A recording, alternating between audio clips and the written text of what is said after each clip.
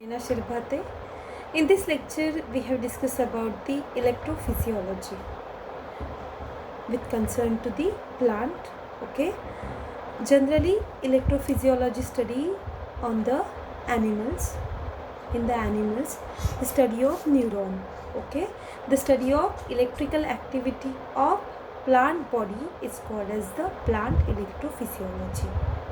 This is the very simple definition of plant electrophysiology, the study of electrical activity of plant body is called as the plant electrophysiology. Okay. The study of electrical properties of the cells and tissues measure the voltage change or current changes across a single ion channel to whole organs. In this technique use electrodes, that is the solid conductors. या टेक्निकमध्ये काय use केलं जातं? इलेक्ट्रोड्सचा use केला जातो. Okay. And study of the electrical properties of the cells and tissues. Okay. Principle काय याचं बघायचं आपल्याला. The study of electrical properties of the cells and tissues measure voltage change or current change across a single channel to whole organ. You know that plant contain number of ions and channels. Okay. Number plasma membrane जरी single घेतली तरी कितीतरी त्याच्यावरती काय आहे, channel proteins आहेत. Okay. आणि त्याच्यामध्ये पोटॅशियम आयन्स, सोडियम आयन्स असे डिफरंट चॅनल्स आहेत. ठीक आहे. The measure the voltage change or current changes across a single channel to a whole organ.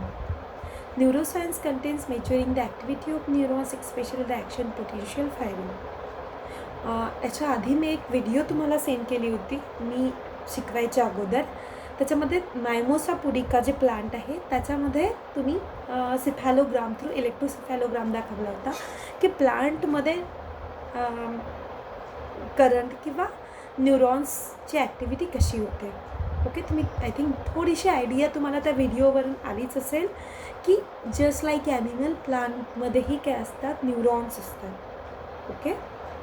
आणि न्यूरॉन्समध्ये ॲक्च्युली काय होतं, आयॉन्स थ्रू काय होतं, electrodes through ions through signals पाठवले जातात one plant part two the another tissues. Okay. प्लांटमध्ये वेगवेगळे tissues असतात. एका पार्टपासून नेक्स्ट पार्टकडे काय केलं जातं, ते सिग्नल्स पाठवले जातात. त्या लीफला मायमोसा पुडिकाच्या टच केल्यावरती काय होतं, तो सिग्नल पास होतो from leaf to the stem. आणि स्टेमचाही पार्ट काय झाला होता, पूर्ण स्लिप डाऊन झाला होता.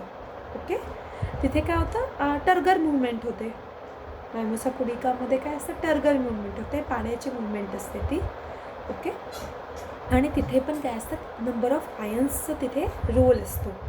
ओके. जस्ट लाईक दॅट याच्यामध्ये काय आहे, प्लांट्स काय करतात, रिस्पॉन्स देतात पर्टिक्युलर सिच्युएशनमध्ये. Okay. Large scale brain recognizing from electroencephalogram are also considered to be the electrophysiological recording. Electrophysiological recording जी आहे ती कशामध्ये होते, इलेक्ट्रोसेफॅलोग्राम. जर प्लांटमध्येही आपण ते इलेक्ट्रोसेफॅलोग्राम्सचे वायरिंग्स जे आहेत ते कनेक्ट केले तर आपल्याला ते लाईन्स दिसतील, त्या प्लांटमध्ये कसे सिग्नल्स पास होतात ते. Okay. Then classical techniques, number of techniques आहे हे करण्याच्या, डिटेक्ट करण्याच्या. Inserting electron in various preparations of biological tissues. Electrodes include solid conductors stressing on printed circuit board holding a glass pipettes filled with the electrolytes. I think त्या दिवशी जी video आहे त्यावरून कळलं असेल की त्यांनी कसे इलेक्ट्रिक करंट तिथे पास केले, इलेक्ट्रोड्स जॉईन केले होते प्लांटला, एका ऑर्गनला, आणि ते सिग्नल्स कसे पास होते. पुन्हा आपण एक कार्निवरस प्लांट पण बघितलं होतं की त्यामध्ये कार्निवरस प्लांटमध्ये एखादा पर्टिक्युलर इन्सेक्ट जर तिथे बसला त्याच्या त्या याच्यावरती तर ते काय व्हायचं, बंद होतं. ओके. त्याला तो सिग्नल रिसीव करायचा आणि ते प्लांट काय करतं, तो पर्टिक्युलर इन्सेक्ट काय करतं, खातो. Okay. Then the principle preparation includes living organism, excited tissues, acute or cultured dissociated cells from excited tissue, artificial grown cells, hybrids of the above. In case of neuroscience, the electrophysiology involves electrical recordings from brain slices, cultured neuronal tissues and sometimes the whole brain. Okay, इथे animals आणि plants विषयी दोन्ही विषय दिलेला आहे. पण तुम्ही हे वाचताना तुम्ही पाहिलेल्या त्या 2 व्हिडिओ आठवा पहिला. ओके, 2 लेक्चर्स मी तुमच्यासोबत काय केले आहे, शेअर केले आहे त्या दिवशी. कारण हा जो इलेक्ट्रोफिजिओलॉजीचा पार्ट आहे हा कम्प्लिटली न्यू आहे, रिसेंट हे आहे याचे. ओके, ॲनिमल इलेक्ट्रोफिजिओलॉजीवरती खूप रिसर्च वर्क आहे, पण प्लांट इलेक्ट्रोफिजिओलॉजीवरती काही 10-1 वर्षापासून रिसर्च आय थिंक सुरू झालेला आहे. Types of electrophysiological recording. First आहे intracellular recording and second that is the extracellular recording. आता इंट्रासेल्युलर रेकॉर्डिंग काय आहे आणि एक्स्ट्रासेल्युलर रेकॉर्डिंग. ओके, इथे intracellular and extracellular versus recording. Intracellular बघा कुठे होते रेकॉर्डिंग, इथे दोन्ही प्लस मायनस चॅनल्स. आता इलेक्ट्रोड्स म्हटलं की पॉझिटिव्ह अँड निगेटिव्ह चार्जेस आलेच तिथे, आणि एक्स्ट्रासेल्युलरचे बँड्स इलेक्ट्रोसेफॅलोग्रामवरती कसे दिसतात ते बघा. ओके, दोन्हीचे तिथे दिलेले आहेत रेकॉर्डिंग कसं होतं. Intracellular recording measure the voltage or current across the membrane of the cell. Voltage or current कुठे हे केलं जातं, across the membrane of the cell. आणि इंटरसेल्युलर रेकॉर्डिंग्सच्या 4 डिफरंट मेथड्स आहे. व्होल्टेज क्लॅम्प टेक्निक आहे, करंट क्लॅम्प टेक्निक आहे, patch clamp technique आहे आणि शार्प इलेक्ट्रोड टेक्निक आहे. ओके, आपल्याला इलेक्ट्रोड टेक्निक्सच बघायची आहे. इंटरसेल्युलर रेकॉर्डिंगचा हिस्टॉरिकल बॅकग्राऊंड जर पाहिलं तर इन 1939. आता हे ॲनिमल्सचं दिलेलं आहे. Okay, Cole and Curtis placed on extracellular electrode on squid axon and showed that the membrane resistance dropped during the action potential. Cole, K.S. and Curtis, H.J. in 1939 electric impedance of the squid giant axon during the. हे काय number of papers आहेत त्यांचे 1939ला publish झालेले. पण हे काय कशावर केलेले आहे त्यांनी, इंटरसेल्युलर रेकॉर्डिंग जे हे आहे ना ॲनिमल्सवरती केलेले आहे. ओके,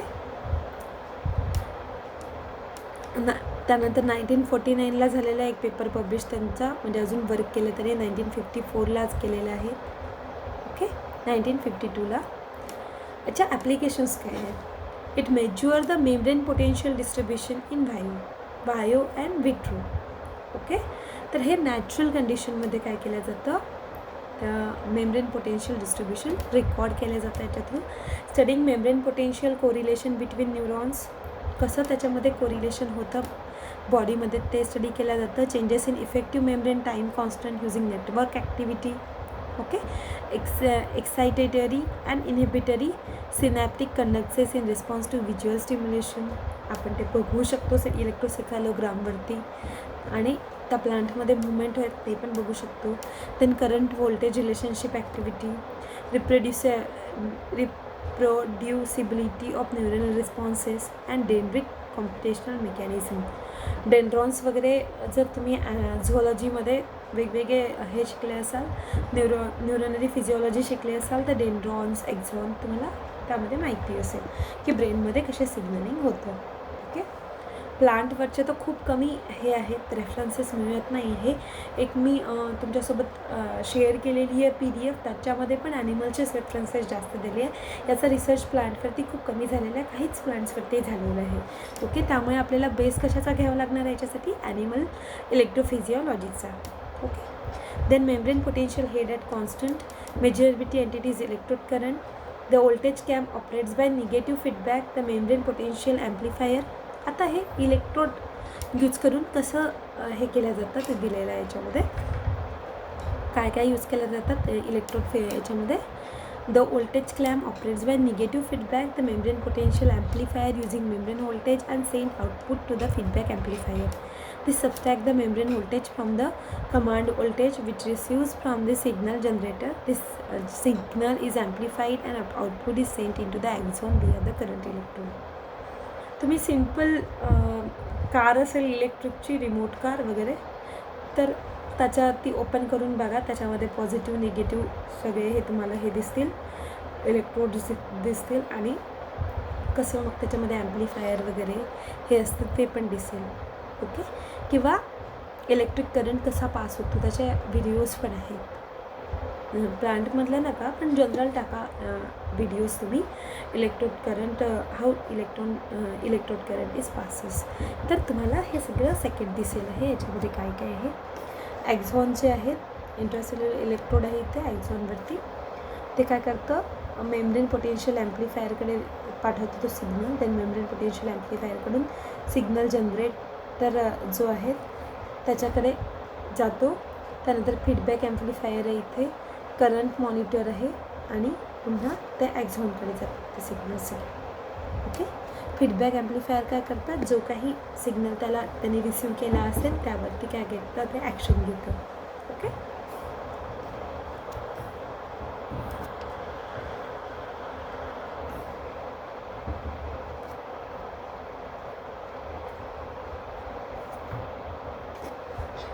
त्यानंतर variation in voltage clamp techniques. याच्यामध्ये व्हेरिएशन्स आहे, double electrode voltage clamp and single electrode voltage clamp. कशाला डबल इलेक्ट्रोड लागतं आणि कशाला single electrode voltage clamp. 2 electrodes are used where 1 electrode used to measure the membrane potential and 1 injects the feedback current. एक feedback करंटसाठी use केला जातं आणि पहिला कशासाठी, मेम्ब्रेन पोटेन्शियल रेकॉर्ड करण्यासाठी. Then single electron voltage clamp. हे काय आहे, the single signal and same electrode is use for both the purpose to measurement of membrane potential is contaminated. Okay, single electrode तिथे काय केलं जातं, दोन्ही गोष्टीसाठी वापरला जातो. Difficulties in voltage clamp, space clamp problem, then compensation error and imperfect clamping. हे वाटतं तेवढं सोपं नसतं, खूप किचकट असतं. याची मेकॅनिझम कनेक्शन प्रॉपर लागले पाहिजे, त्यानंतर करंट पास झाला पाहिजे, त्यांनी फीडबॅक दिला पाहिजे. ओके, नंबर ऑफ गोष्टी त्याच्यामध्ये काय असतात, प्रॉब्लेम्स असतात. These are some references. I hope तुम्हाला थोडंसं का होईना हे कळलं असेल हा टॉपिक. 2 व्हिडिओ पहा तुम्ही, जे मी PDF पाठवली ती वाचा आणि हे जे मी हे केले आहेत एक छोटासा तुम्हाला एक समजावण्याचा प्रयत्न केलेला आहे हा टॉपिक, ते बघा. आय थिंक हा टॉपिक तुमचा थोडासा तरी क्लिअर होईल. मोस्ट ऑफ द ऑब्जेक्टिव्ह याच्यावरती विचारले जातील आहे इलेक्ट्रोफिजिओलॉजीवरती. ठीक आहे, मी स्टॉप करते इथे.